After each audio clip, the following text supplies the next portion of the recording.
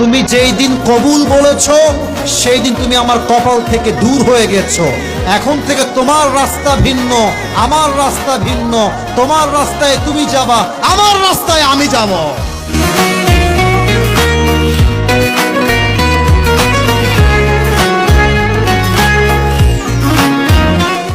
বাপ বড় লোক, হয়তো মেম্বার, চেয়ারম্যান, ব্যবসায়ী, সরকারি চাকরি করে, এবং মেয়েটা তার পরিবারের হয়তো একদম ছোট মেয়ে অথবা পুরো পরিবারে একটা মাত্র মেয়ে, এবং সে দেখতে সুন্দরী। দেখবেন যে এই রকম মেয়ে অহংকারে, রূপের দাপটে আর বাঁচে না যুবক ভাইরা, ঠিক কিনা বলেন?